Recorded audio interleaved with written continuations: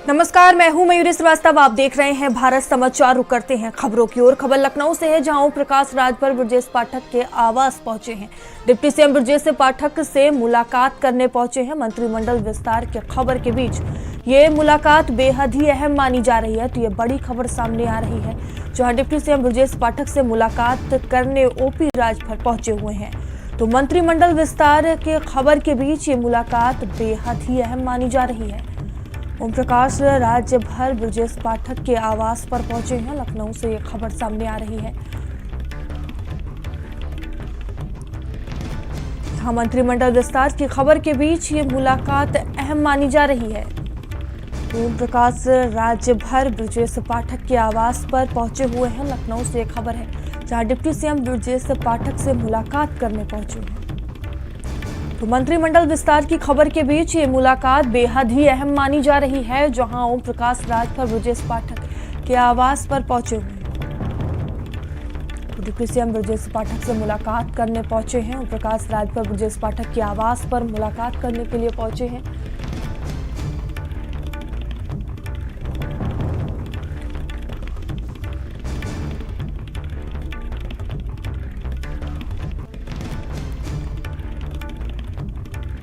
मंत्रिमंडल विस्तार की खबर के बीच ये मुलाकात बेहद ही अहम है। बता दें कि लगातार मंत्रिमंडल विस्तार की चर्चाएं तेज हैं और इसी बीच ओम प्रकाश राजभर ब्रजेश पाठक के आवास पर पहुंचे हुए हैं, जहां डिप्टी सीएम ब्रजेश पाठक से मुलाकात करने पहुंचे हैं। ओम प्रकाश राजभर मंत्रिमंडल विस्तार की चर्चाओं के बीच ये मुलाकात बेहद ही अहम मानी जा रही है। डिप्टी सीएम ब्रजेश पाठक से मुलाकात करने ओम प्रकाश राजभर पहुंचे हुए हैं।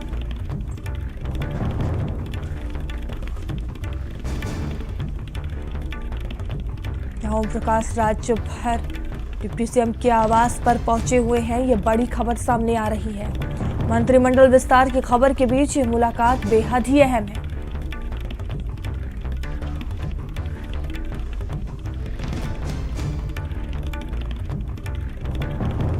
और इस खबर पर अधिक जानकारी से संजय हमसे जुड़ चुके हैं। संजय, ओम प्रकाश राजभर ब्रजेश पाठक के आवास पर पहुंचे हुए हैं। मंत्रिमंडल विस्तार की चर्चाएं तेज हैं, उसी बीच ये मुलाकात किस तरह से देखा जाए इस मुलाकात को?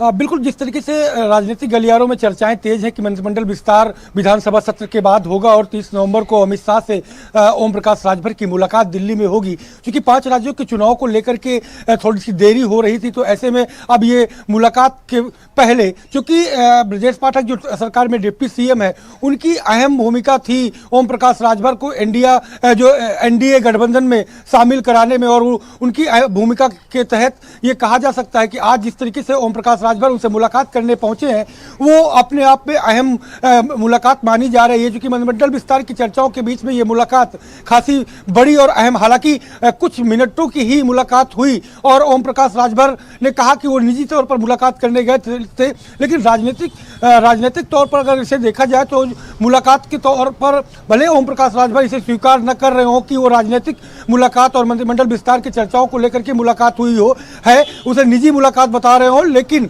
राजनीति में यह कहा जाता है कि जब तक कोई काम होता नहीं है तब तक नेता मुंह नहीं खोलते। तो और सीधे तौर पर ओम प्रकाश राजभर ने जब भारत समाचार से खास बात की तो उन्होंने कहा कि जल्द ही वो तिथि आएगी, लेकिन उसके पहले दिल्ली में जब उनकी मुलाकात अमित शाह से हो जाएगी तो उस मुलाकात के बाद वो तिथियों की घोषणा भी कर देंगे। हालांकि उन्होंने स्वीकार किया कि जल्द ही मंत्रिमंडल विस्तार होगा और मंत्रिमंडल विस्तार में वो शामिल होंगे।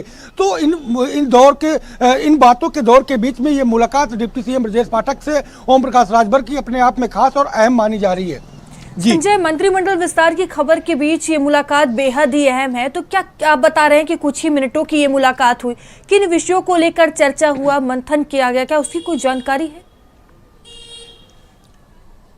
बिल्कुल, ये कहा जा सकता है कि जो सूत्र के हवाले से खबर, जो सोर्स बता रहे हैं वो यही बता रहे हैं कि मंत्रिमंडल विस्तार की चर्चाओं को लेकर के बातचीत हुई ब्रजेश पाठक और ओम प्रकाश राजभर के बीच हुई है, और कैसे जो शीर्ष नेतृत्व है उससे मुलाकात होगी, क्या क्या मुद्दे रखे जाने हैं, उन मुद्दों पर कहीं ना कहीं आपसी चर्चाएं देखने को मिली। और उन चर्चाओं के बीच दिल्ली में भी जो 30 तारीख को मुलाकात अमित शाह से कहीं कहीं तय मानी जा रही है। और उसके बाद मंत्रिमंडल विस्तार और विभाग कौन सा होगा ओम प्रकाश राजभर के पास में, और ओम प्रकाश राजभर अपने मन का कौन सा विभाग लेते हैं। दारा चौहान जो इस में नाम शामिल है, और मंत्रिमंडल विस्तार में और 2 नए चेहरे और किसको शामिल किया जा सकता है। तो कई ऐसे अहम बिंदु थे जिन बिंदुओं पर माना जा रहा है कि चर्चाएं हुई हैं और जिसको शीर्ष नेतृत्व तक कहीं ना कहीं सरकार में डिप्टी सीएम ब्रजेश पाठक पहुंचाएंगे, और उसके बाद वहां से फैसला होगा और फिर इस मंत्रिमंडल विस्तार की तिथि भी घोषित हो जाएगी।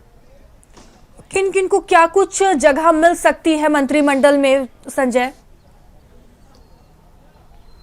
बिल्कुल, लोकसभा चुनाव को लेकर के कहीं ना कहीं जातीय समीकरण साधने का प्रयास बीजेपी का है, और यही वजह है कि हर सीट पर विशेष फोकस रख रही है। और यही वजह है कि ओम प्रकाश राजभर जो बीजेपी का एनडीए गठबंधन है, उस गठबंधन में शामिल किए गए, क्योंकि ओम प्रकाश राजभर का पूर्वांचल में अपना ठीक ठाक मामला है और कई सीटों पर राजभर समाज प्रभावित करता है लोकसभा की सीटों पर। तो ऐसे में उन सीटों पर राजभर समाज का और जो पिछड़े हैं उनका फायदा कैसे लिया जा सके, इसको लेकर के मंत्रिमंडल में ओम प्रकाश राजभर को शामिल किया जाएगा। दारा चौहान जो पिछड़े समाज से आते हैं उनको शामिल किया जाएगा, जिससे कि और कहीं ना कहीं उनके मन के डिपार्टमेंट जो हैं वो दिए जाएंगे, जिससे उनको खुश रखा जा सके और गठबंधन बरकरार रहे।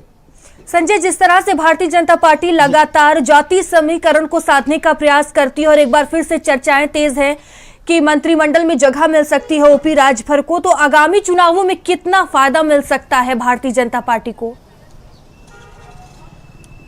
बिल्कुल, कहीं ना कहीं बीजेपी हर एक छोटी चीज को भी जोड़ करके चल रही है, क्योंकि लोकसभा में वो चाहती है कि किसी भी प्रकार से कोई जो है कमी न रह जाए, ये कहा जा सकता है। क्योंकि इंडिया गठबंधन कहीं ना कहीं प्रेशर बनाएगा। इंडिया गठबंधन के सारे लोग जो हैं वो एक साथ जब आएंगे तो छोटी चीज़ों पर भी काम करना होगा बीजेपी को। तो यही वजह है कि कोई भी जो उनके सहयोगी दल है उन्हें खुश रख करके उनकी समाज का वोट जो है वो बटोरने का प्रयास है। तो पूर्वांचल के जो जाति समीकरण है उनको साधने का प्रयास अलग से है। पश्चिम की जो जाति समीकरण है, जाट और मुस्लिम गठजोड़ जो बना हुआ है, उसे तोड़ करके जाटों को कैसे अपने पक्ष में लाया जाए, उस पर विशेष फोकस है। यही वजह है कि हर सीट पर मंत्रियों से लेकर के वहां पर लोकसभा प्रभारी बना करके भेजा गया है। क्लस्टर के तौर पर काम किया जा रहा है। बूथ लेवल पर मैनेजमेंट कैसे किया जाए, वोट प्रतिशत कैसे बढ़ाया जाए और एक वोट कैसे बढ़ाया जाए, उनको लेकर के भी विधायक और मंत्रियों की जिम्मेदारी दी गई है। 2 लाख से ज्यादा वोटों को बढ़ाया गया। नए वोटर्स जो बन रहे हैं उन्हें कैसे जोड़ा जाए, अपने पक्ष में कैसे जोड़ा जाए, उसको लेकर के मिशन पूरे प्रदेश में जो है बीजेपी चला रही है। तो इन चीजों को देखा जाए कि जातीय समीकरण साधने का प्रयास बीजेपी पूरी तरीके से कर रही है कि पिछड़े अति पिछड़े दलितों का सामान्य के साथ इन जातियों को भी वोट मिले, तो कम से कम बीजेपी का परचम एक बार फिर से लहराए। क्योंकि लक्ष्य 80 सीटों का बीजेपी इस बार लेकर के चल रही है और विपक्ष जिस तरीके से चुनौती पेश करेगा उसे कैसे फोकस किया जाए, उस पर कैसे धार उनकी कुंद किया जाए, इन तमाम बिंदुओं को लेकर के भी बीजेपी काम कर रही है। ठीक है संजय, बने रहेंगे आप हमारे साथ। कल से बजट सत्र की शुरुआत हो रही है और सरकार इस बार भारी भरकम बजट लेकर के आ रही है। इस मुद्दे पर बात करने के लिए हमारे साथ सरकार में डिप्टी सीएम ब्रजेश पाठक जी मौजूद है। सर, बड़ा बजट इस बार। देखिए, ये अनुपूरक बजट है और इसमें देश के चहुमुखी विकास के लिए विभिन्न विभागों को जो विभिन्न मदों में आवश्यकता है उनको हम पूरा करेंगे और प्रदेश के विकास के लिए हम लोग प्रतिबद्ध हैं। इस बजट में धर्म नगरियों पर विशेष फोकस रख रही है। देखिए, सभी वो नगर जहाँ पर पर्यटन के लिहाज से पर्यटक बड़ी मात्रा में आ रहे हैं उनके लिए सुख सुविधाओं को इंफ्रास्ट्रक्चर हम